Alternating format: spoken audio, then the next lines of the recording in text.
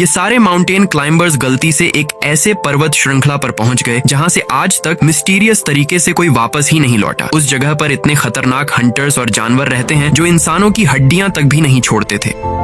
इस रोमांचक कहानी की शुरुआत होती है एक बहुत ही बड़े पर्वत श्रृंखला को दिखाते हुए। उस जगह पर हम रब नाम के एक आदमी को देखते हैं जो कि माउंटेन क्लाइंबर था और अपने दोस्तों के साथ उस पूरे पर्वत के टॉप पर पहुंचने की कोशिश कर रहा था। हमें नीचे की तरफ उसके दो साथी एलिसन और एड भी दिखाए जाते हैं। इतने लंबे समय तक ट्रैवलिंग करके चढ़ने के बाद वह दोनों थक चुके थे, लेकिन रॉब जो ऊपर की तरफ था वो उन्हें बताता रहता है कि ऊपर का रास्ता एकदम सेफ है, वो लोग बड़ी आसानी से ऊपर आ जाएंगे। अब यह सुनने के बाद एलिसन और एड थोड़ा सा रिलैक्स हो जाते हैं। वो दोनों तो एक कोने में खड़े होकर एक दूसरे के फोटोग्राफ्स खींचने लगे। पहले एड एलिसन की खींचता हो और अब एड ने एलिसन को उसकी फोटो क्लिक करने के लिए कही। दोनों इस जगह पर इसी तरीके से थोड़ा सा एंजॉयमेंट करते रहते हैं, लेकिन ऊपर की तरफ से रॉब उन्हें इंस्ट्रक्शंस दे रहा था कि थोड़ी सी ही दूरी बाकी है, जिसके बाद हम इस बड़े से माउंटेन के टॉप पर पहुंच जाएंगे। यहाँ एलिसन और एड तो इन सारी बातों को नजरअंदाज कर रहे होते हैं। अब रॉब जब थोड़ी ऊंचाई पर पहुंचा तो उसे लगा कि बाकी लोग नीचे से ऊपर चढ़ रहे होंगे, इसीलिए वह सपोर्ट की रस्सियां और ऊपर खींचने लगा। बदकिस्मती की बात यह हो गई कि उस रस्सी की वजह से एड का पैर उसमें फंस गया था। इसी वजह से उसका बैलेंस बिगड़ा और वो एकदम उल्टा गिरने लगा एलिसन के साथ। दोनों बुरी तरीके से वहां से नीचे गिरने लगते हैं, पर अच्छी बात हुई कि उन्हें सपोर्ट के लिए रस्सियां मौजूद थीं। वो माउंटेन क्लाइंबर्स थे तो ऑब्वियसली पूरी तैयारी करके गए होंगे अपनी सेफ्टी के लिए। एलिसन और राइट तो एकदम बुरी तरीके से लटके हुए थे, जिसके बारे में थोड़ी देर बाद रॉ को पता चलता है। आवाज सुनने पर आर भी अब तुरंत ही नीचे की तरफ आने लगा उनकी मदद करने के लिए। एलिसन तो ठीक ही थी, लेकिन एड एकदम उल्टा हो चुका था। जरा सी गलती उन सभी की जान ले लेगी। और तुरंत ही दूसरी रस्सी के माध्यम से वहां पर पहुंचता है और दोनों को कंफर्टेबल करता है। इस इंसिडेंट के बाद तो उन्होंने बिल्कुल भी ब्रेक नहीं लिया और ऊपर की तरफ चढ़ते चले गए। आखिरकार वो माउंटेन के टॉप पर पहुंचकर चैन की सांस लेते हैं। उन्हें नहीं पता था कि इस माउंटेन को जो एकदम सिंपल टास्क समझ रहे थे, उसमें थोड़ी सी भी गलती करने पर उनकी जान चली जाएगी। पर अब वो तीनों अपना टास्क कंप्लीट करने के बाद नीचे उतरने की तैयारी करने लग जाते हैं। यहाँ पर हमें पता चला कि रॉब और एड के बीच में ज्यादा बनती नहीं है। दोनों भले ही कई सालों से साथ में माउंटेन क्लाइंबिंग कर रहे हैं, लेकिन उनके बीच कुछ तो ऐसी बात है जो आज तक उन्हें दूर रखती है। एलिसन बेचारी इन दोनों के झगड़ों के बीच में पिसती रहती है, पर यहाँ वो कैसे भी करके उस पहाड़ से नीचे उतर जाते हैं और अपने एक फार्म हाउस की तरफ बढ़ते हैं। उस जगह पर तो उनके दो फ्रेंड्स भी मौजूद थे जिनका नाम एलेक्स और जेनी था। वह दोनों मैरिड कपल्स होते हैं और रॉब उनका पुराना दोस्त था और रॉब ने इंतजाम किया है कि कुछ दिनों तक वो इसी जगह पर रुकेंगे। यह इसीलिए क्योंकि यह पूरा इलाका बड़े बड़े पर्वत श्रृंखलाओं के लिए फेमस है और एक ऐसा माउंटेन है जिसके टॉप पर चढ़कर उन्हें वर्ल्ड रिकॉर्ड बनाना है। कहा गया है कि उस माउंटेन पर आज तक जो गया वापस ही नहीं आया।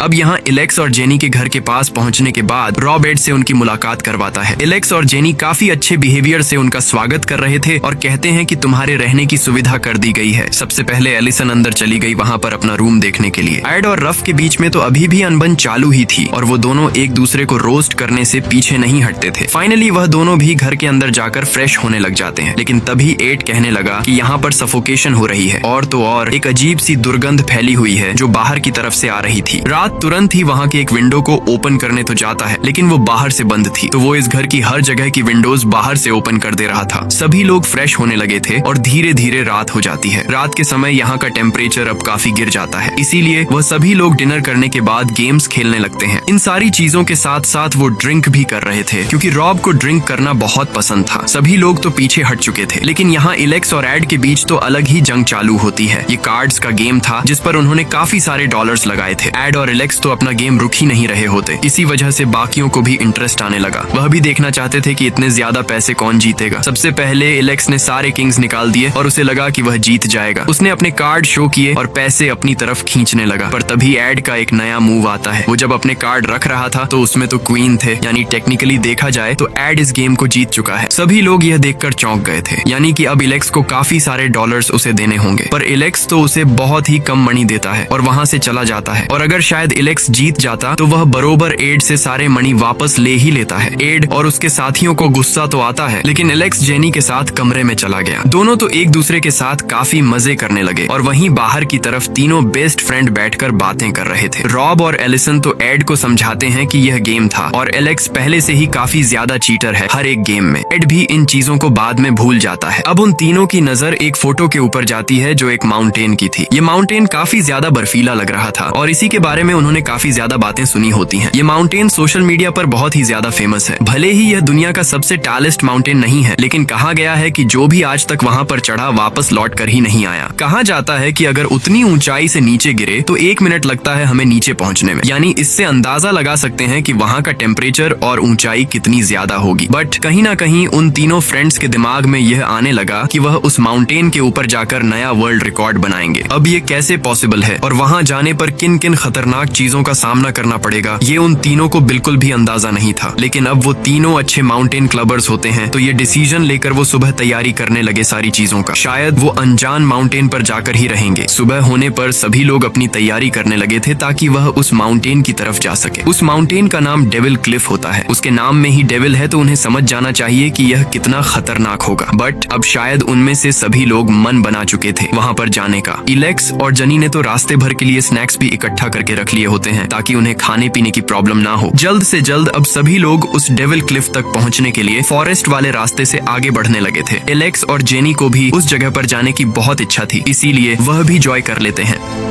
कई घंटों की ट्रैवलिंग के बाद आखिरकार वह फॉरेस्ट के एक प्लेस पर बैठकर आराम करने लगे। जेनी द्वारा बनाए गए वह स्नैक्स खा रहे थे और काफी मजे कर रहे थे। फिलहाल तो उन्हें ट्रैवलिंग में काफी मजा आ रहा होता है, लेकिन थोड़ी ही देर में उन सभी के होश उड़ने वाले थे। अब यहाँ एड जब स्नैक्स खाता है तो उसे जेनी द्वारा बनाई गई चीजें पसंद नहीं आती। उसे फिश बिल्कुल भी अच्छा नहीं लगता, तो एड उस स्नैक्स के बारे में बुराई करने लगा। इन चीजों को सुनकर एलेक्स भी काफी भड़क गया, क्योंकि उसकी वाइफ ने वो चीजें बड़े प्यार से बनाई। वो तो एड को कहने लगा कि अब तुम्हें बिल्कुल स्नैक नहीं मिलेगा और तुम अपनी चीजें जो चाहो वो खा सकते हो। एड भी यहाँ पर बच्चा नहीं था, वो इस ताने को बिल्कुल सुनता नहीं और वहाँ से चला जाता है। सभी लोग एड को समझाने की कोशिश तो कर रहे थे, पर एड अब गुस्सा हो चुका था। उसके बाद बाकी लोग स्नैक्स खाने में बिजी हो गए और एड फॉरेस्ट के एक ऐसे कोने में चला जाता है जहाँ पर उसे कुछ आवाजें आने लगी। ये आवाजें उस पूरे एरिया के बीच में घूम रही थी, जो किसी जानवर की तो बिल्कुल नहीं लग रही होती। एड तुरंत ही अपने दोस्तों को आवाज देता है कि उसे कुछ अनजान आवाजें सुनाई दे रही हैं, तो कोई यहाँ आकर देख ले। रब ने जब यह बात सुनी तो वह उसकी बातों को नजरअंदाज करने लगा, क्योंकि उसे लग रहा होता है कि एड बेवकूफ बनाने की कोशिश कर रहा है। लेकिन एलिसन यह नहीं सोचती और सीधा एड के पास चली जाती है। एड उसे बता रहा था कि उस अनजान आवाज को सुनो जो कि उस तरफ से आ रही है। एलिसन को भी वो आवाज सुनाई दी, लेकिन वो कहने लगी कि शायद यह कोई जंगली जानवर होगा, और पास जाने पर पता चला कि यह किसी जानवर नहीं बल्कि बच्ची की आवाज है, जो कहीं ना कहीं से तो गूंज रही थी। बाकी लोग भी जल्द से जल्द उस जगह पर आ गए और उन्हें भी वह आवाजें सुनाई देती हैं। तुरंत ही जब वह फ्लैट सरफेस की तरफ पहुंचे तो पता चला कि उस जगह पर एक छोटी पाइप निकली हुई है और उसी पाइप के अंदर से एक छोटी बच्ची की आवाज आ रही थी। सभी एकदम चौंक गए कि शायद ये हो सकता है कि उस छोटी बच्ची को जमीन के अंदर बंद करके रखा गया होगा। तुरंत ही अपने सारे सामान वहाँ पर लेकर आकर रॉब और एड उस जमीन को खोदने लगे। उन्हें किसी भी हालत में उस बच्ची को बचाना होगा जो अंदर फंसी हुई है। एलेक्स तो एक लकड़ी पकड़कर खड़ा हो गया कि कोई बुरी कंडीशन आए तो वह तैयार रहे। जल्द से जल्द उस जगह को खोदने के बाद उन्हें एक वुडन ओपनर मिलता है, जिसे दूसरी तरफ करने पर पता चला कि बॉक्स के अंदर एक छोटी लड़की मौजूद है। वो काफी ज्यादा डरी हुई थी और किसी को नहीं समझता कि कौन ऐसा बुदिल है जिसने इस बच्ची को यहाँ पर कैद करके रखा होगा। अब सबसे पहले तो उस डरी हुई बच्ची को ऊपर निकालने का काम करते हैं। जो लोग नीचे अपना हाथ डाल रहे थे वो बच्ची तो उन्हें काट ले रही थी। फिर जाकर जेनी नीचे उतरती है और उस बच्चे को कंफर्टेबल फील कराती है कि हम तुम्हारे दुश्मन नहीं है, हम तुम्हें यहाँ पर बचाने आए हैं। लड़की अब थोड़ा सा कंफर्टेबल हो गई थी और जल्द से जल्द वो उसे ऊपर ले लेते। उन्हें नहीं समझता कि आखिर कौन है जो इस बच्चे को यहाँ पर कैद करके गया, पर इतनी बात क्लियर थी कि वह जो भी था वो इस लड़की को मारना नहीं चाहता था। अगर ऐसा होता तो वह उसे पाइप नहीं लगाता जिससे ऑक्सीजन अंदर नहीं आती। फिलहाल तो जेनी ने यह क्लियर कर दिया था कि यह छोटी लड़की हमारे साथ जाएगी, ये अब उनकी जिम्मेदारी है और कैसे भी करके उन्हें सेफ जगह पर लेकर जाना है। अब रॉब, एड और एलेक्स मिलकर प्लान बनाने लगे कि वह यहाँ से कैसे निकलेंगे ताकि जिस भी इंसान ने उसे यहाँ कैद किया था वो वापस न आ जाए। सबसे पहले रॉब एक मैप निकालकर वो सारी चीजें देखता है जो इस जगह से पास में है। उसने बताया कि यहाँ से 40 किमी की दूरी पर एक विलेज मौजूद है, शायद उस जगह पर जाने पे उन्हें कोई मदद मिल जाए। एलेक्स ने तो कहा कि हम कांटेक्ट करके रेस्क्यू टीम यहाँ बुला सकते हैं, लेकिन रॉब और एड ने यह साफ कह दिया कि यहाँ नेटवर्क कनेक्शन बिल्कुल भी नहीं है, इसीलिए मोबाइल फंस का यहाँ कोई मतलब नहीं। हाँ, अगर वह विलेज के पास पहुँच गए तो शायद नेटवर्क मिल सकता है। अब यहाँ 40 किमी उनके लिए बहुत ज्यादा दूर हो जाएंगे। अब तो उनके साथ वो छोटी लड़की भी मौजूद है, उसका ख्याल उन्हें पूरी तरीके से रखना होगा। तब जाकर रॉब एक और रास्ते के बारे में बताता है जो शॉर्टकट था। उसकी दूरी 20 किमी से भी कम है, यानी अगर वह रास्ता पकड़े तो वह बहुत जल्दी पहुंच सकते हैं उस विलेज की तरफ। बस प्रॉब्लम इस बात की थी कि उस जगह पर पहुंचने के लिए रास्ते के बीच में डेविल्स क्लिफ आते थे, यानी वही सारी क्लिप्स जिसके बारे में उन्होंने सुना था। फिलहाल तो रब उन सारे खतरनाक चीजों के बारे में बिल्कुल नहीं सोचता। उसे सिर्फ यह कंफर्म करना था कि वह जगह सेफ है कि नहीं, और अगर सेफ है तो वह रास्ते पर निशान बनाते चले जाएगा, जिससे बाकी लोग फॉलो करते हुए उसे लेकर आ जाएंगे, या अगर वह विलेज तक पहुंच गए तो डायरेक्टली मदद मांगकर इनके पास पहुंच सकते थे। पर अब जेनी कहने लगी कि वह उन माउंटेन्स के ऊपर से इस बच्चे को नहीं लेकर जा सकते। बहुत सोचने के बाद रॉब एलिसन के साथ डिसाइड करता है कि वो उसके साथ उन क्लिप्स पर जाएगा और पता लगाएगा कि मदद लाई जा सकती है कि नहीं। एलिसन जो काफी डरी हुई थी उस लास्ट इंसिडेंट की वजह से, वो उसके साथ जाना तो नहीं चाहती थी, लेकिन इससे वो काफी डरी हुई महसूस होगी। वह रब के साथ वापस क्लाइंबिंग के लिए जाना तो नहीं चाहती थी, लेकिन उसे जाना पड़ता है। यानी अब रॉब और एलिसन डिसीजन ले लेते हैं कि वह उस क्लिप पर जाएंगे और जितनी जल्दी हो सके मदद मांग कर लाएंगे। बाकी लोग धीरे धीरे आगे बढ़ते रहे जब तक हो सके।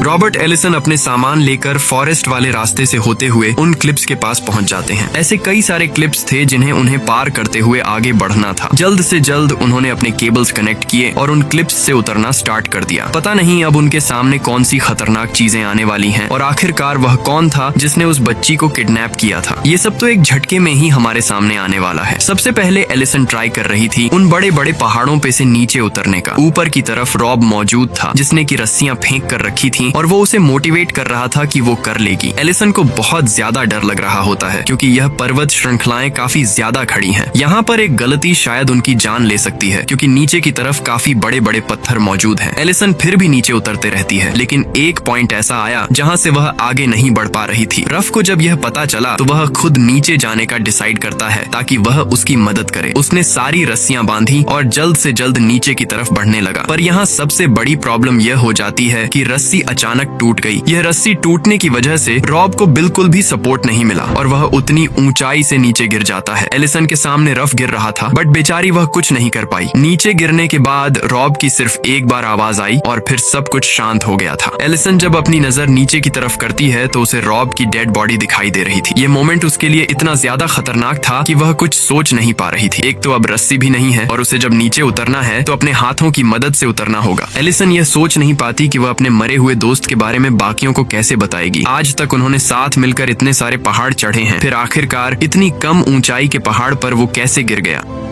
वहाँ दूसरी तरफ एड, एलेक्स और जेनी उस छोटी बच्ची एना को अपने साथ लेकर जा रहे होते हैं। उन्हें अभी बिल्कुल नहीं पता कि उनका एक अच्छा दोस्त मर चुका है। सिर्फ उन्हें इतना दिख रहा था कि एना को कैसे भी करके एक सेफ जगह पर लेकर जाना होगा। अब उन लोगों ने भी डिसाइड किया कि वह रॉब और एलिसन के पास जाएंगे, यानी उस डेविल क्लीव्स के पास। इसके अलावा कोई ऑप्शन नहीं बचा है। लेकिन अचानक एना नाम की वो छोटी लड़की वहाँ से भागने लग जाती है। एड और एलेक्स तुरंत ही जाकर उसे पकड़ रहे थे और जेनी उसे अपने पास कंफर्टेबल करती है। वो लड़की शायद किन्हीं लोगों से बहुत ज्यादा डर रही थी और उसे एकदम सेफ फील कराना जरूरी था। पहले तो जेनी इस प्लान को एकदम बेकार समझ रही थी, लेकिन एक जगह पर भी रुकना खतरे से खाली नहीं है, इसीलिए वो लोग वहाँ से तुरंत ही निकल गए। हमें यहाँ बेचारी पहाड़ों पर फंसी हुई एलिसन दिखाई जाती है जिसके पास अब रस्सी भी नहीं थी। धीरे धीरे जब वह कोनों को पकड़कर उतर रही थी तो उसका भी पैर फिसल गया, लेकिन एलिसन ने अपने आप को धक्का दिया जिससे वह पेड़ों के ऊपर से गिरने लगी। उसकी स्पीड थोड़ी सी स्लो हो जाती है और वहाँ से वह एक छोटे से तालाब में पहुँच गई। अच्छी बात होती है कि उसे ज्यादा चोट नहीं लगी और तैरते हुए वह कैसे भी किनारे पर पहुंच जाती है। पूरे प्रोसेस में एलिसन बहुत ही ज्यादा थक गई थी, इसीलिए वह किनारे पर पहुंचने के बाद वहीं बेहोश हो गई। अब यहाँ बेहोशी की हालत में एलिसन को कुछ विजन आते हैं और वह अपने आप को एक बंद वाली जगह पर पाती है। ये वही सेम जगह थी जैसा कि वह छोटी बच्ची एना को कैद किया गया होता है। एलिसन लगातार चिल्लाते रह गई, लेकिन उसकी मदद करने कोई नहीं आ रहा था। उस जगह पर वो छोटी पाइप भी लगी होती है जिसमें से वह चिल्ला रही थी। यानी ये सारी वही कंडीशन है जैसा एना फंसी थी और अब पता नहीं कैसे एलिसन भी उन्हीं चीजों का विजन देख रही है। थोड़ी देर तक यह चलता रहा और जब एलिसन की आंख खुलती है तो वह अपने बेस्ट फ्रेंड रॉ की डेड बॉडी साइड में देख रही थी। एलिसन अपने आंसुओं को रोक नहीं पाती, लेकिन जैसे ही उसने रस्सी को देखा तो पता चला कि यह रस्सी टूटी नहीं है बल्कि इसे काटा गया है। आखिर ये कौन कर सकता है, क्योंकि उस जगह पर उन दोनों के अलावा और कोई भी नहीं था। एलिसन को शायद कुछ पता चल गया होता है, इसीलिए वह ट्राई करती है अपने दोस्तों के पास वापस लौटने का।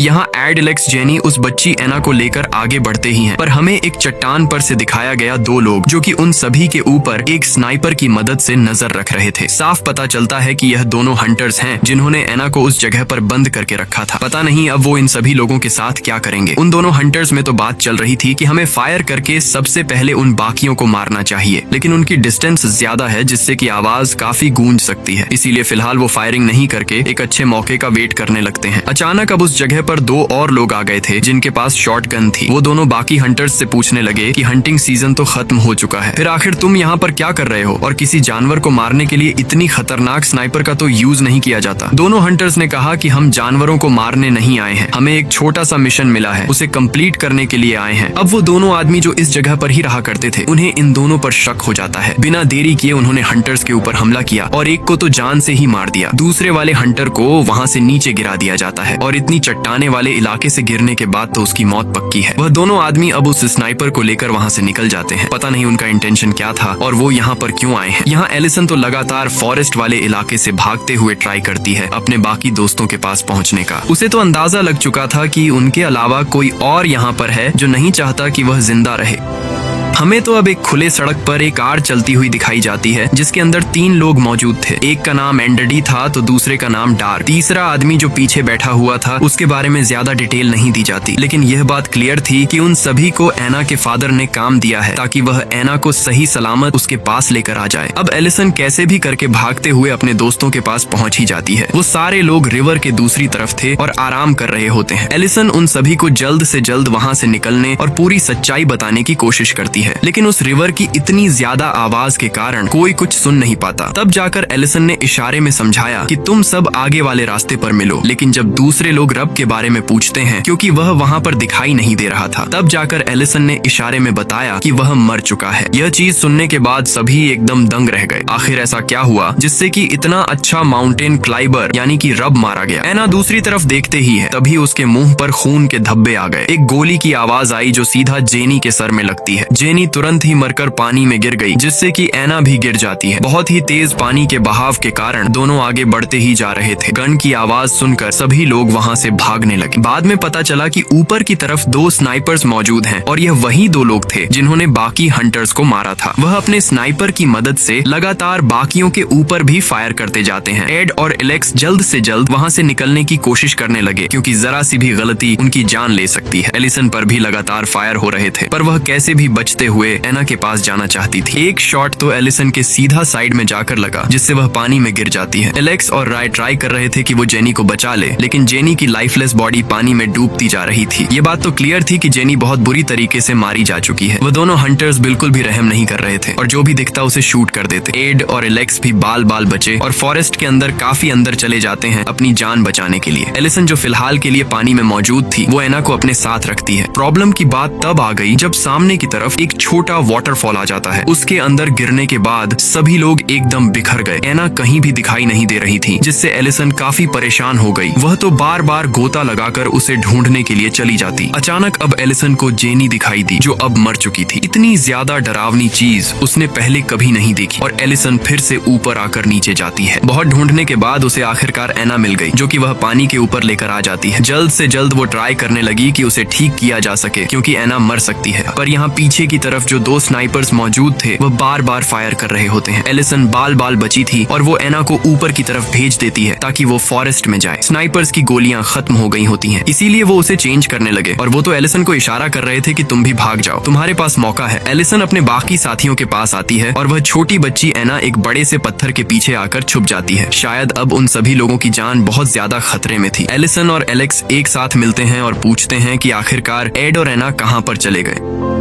बेचारी एना अभी भी पत्थर के पीछे छुपी हुई थी और समझ नहीं पाती कि वो कैसे बचे क्योंकि सामने की तरफ ही वो हंटर होता है जो गन लेकर आगे बढ़ रहा था। तभी उस जगह पर एड पहुंच जाता है और एना को शांति से वहां से लेकर जाने लगता है, लेकिन पता चला कि वहां पर एक बर्ड मौजूद थी और वह उड़ने लगी जिससे कि हंटर को उनकी लोकेशन का पता चल गया। वो लगातार उनके ऊपर फायर करते हुए अपने दूसरे साथी को भी उनकी लोकेशन बताता है। एड ने एना को अपनी गोद में लिया और वह बहुत ही तेजी से भागने लगा था। अच्छी बात थी कि फॉरेस्ट के अंदर कई सारे पेड़ मौजूद थे तो उनका निशाना चूक जा रहा था। कैसे भी करके एड एना को लेकर नीचे तो आता है, लेकिन एक स्लोप से लगातार नीचे गिरने लगता है। रास्ते में एना को भी बहुत ज्यादा चोट लगी और एड को भी। एड का तो सर पेड़ से बहुत तेज लगता है और उसका पैर भी टूट चुका था, लेकिन फिर भी उसने एना का साथ नहीं छोड़ा। थोड़ा सा ट्रैवल करते हुए आखिरकार वो एलिसन और एलेक्स के पास पहुंच गए थे। एना को सही सलामत देखकर एलिसन खुश हो जाती है, पर दूसरी तरफ देखने पर पता चला कि वह दोनों हंटर्स उनकी तरफ बढ़ रहे हैं। उन्हें यहाँ से जल्द निकलना होगा। पर एलेक्स ने यहाँ एड को देखते हुए कहा कि उसका पैर चोटिल हो चुका है, वो इस तरीके से हमारी तरह जल्दी चल नहीं सकता। अब इन सारी चीजों को देखते हुए एलेक्स ने प्लान बनाया कि वो एना को लेकर भागेगा, जिससे कि बाकियों को मौका मिल जाए यहाँ से निकलने का। अब उन दोनों हंटर्स को चकमा देने के लिए एलेक्स एना को नहीं बल्कि उसके कुछ कपड़ों को लेकर भागने लगता है। हंटर्स को लगा कि यह एना को लेकर जा रहा है, इसीलिए वह उसके ऊपर फायर करने लगे। एक गोली लगने के बावजूद भी एलेक्स हिम्मत नहीं हारता और आगे बढ़ता है, पर लगातार गोलियां लगने के बाद एलेक्स नीचे गिर गया और उसकी जान चली गई। दोनों हंटर्स जब उस जगह पहुंचते हैं तो वह समझ गए कि यह उनकी एक ट्रिक थी। बाकी लोग दूसरी तरफ से दूर चले गए होंगे। हंटर्स ने तो यह डिसाइड कर लिया कि वो उन सारे लोगों को जान से मार देंगे। अब यहाँ कैसे भी करके एड बाकियों को लेकर क्लिफ से नीचे उतर जाता है। एना को काफी डर लग रहा था, पर एलिसन उसे समझाती है और नीचे लेकर आती है। तीनों किसी भी तरीके से वहाँ पहुंचकर थोड़ा आराम करते हैं। एक समय पर एड को लग रहा था कि वो इस लड़की को अपने साथ लाकर गलती कर रहे हैं, क्योंकि इससे तो उनकी जान भी खतरे में पड़ गई है। पर एलिसन साफ कह देती है कि चाहे कुछ भी हो, हम इस लड़की को मरने नहीं छोड़ सकते। यानी अब वो आगे बढ़ेंगे शहर की तरफ।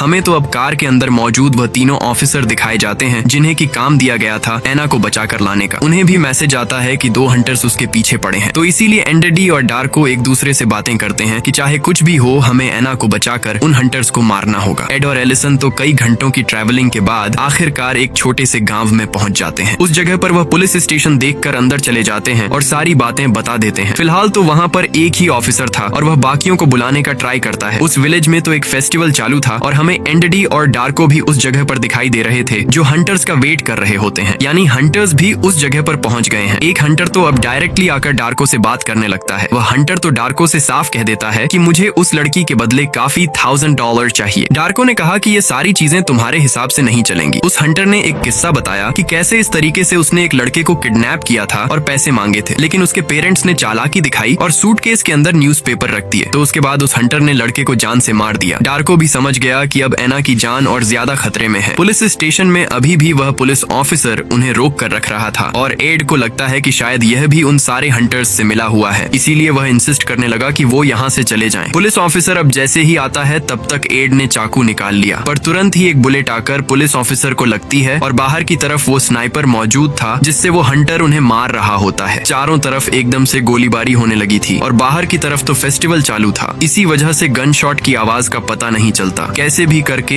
एड उन दोनों को लेकर पीछे वाले रास्ते से कहीं दूर चला जाता है। वो हंटर भी अब उनका पीछा करने लगा था, एक बिग मास्क लगाकर। थोड़ी ही देर में वो हंटर एड और बाकियों को ढूंढ लेता है और उन पर फायर करने लगता है। एड को उसने बहुत बुरी तरीके से चोटिल कर दिया और वहीं मार दिया। बेचारी एलिसन एना को लेकर हर जगह मदद मांग रही थी, लेकिन कोई दरवाजा नहीं खोलता। पर वह हंटर उसके अंदर आकर वहाँ रहने वाले इंसान को भी मार देता है। एलिसन बहुत ट्राई कर रही थी उस हंटर को दूर भेजने का, लेकिन वह उसे मारते हुए एना के पास पहुंच ही जाता है। घर में चारों तरफ आग भी लग चुकी थी, तो इसीलिए अब एलिसन ने मौका देखकर उसके पीछे से हमला किया और उस हंटर को ऊपर से नीचे गिरा दिया। फाइनली वो एना को भी सही सलामत नीचे लेकर आ जाती है, लेकिन वह बहुत कमजोर हो चुकी थी। बाद में पता चला कि कुछ रेस्क्यूअर्स वहां पहुंचकर एलिसन को बचा लेते हैं। उन सारे दोस्तों ने दोनों ही हंटर्स को पकड़ लिया था। फाइनली अब लग रहा होता है कि सब कुछ ठीक हो जाएगा।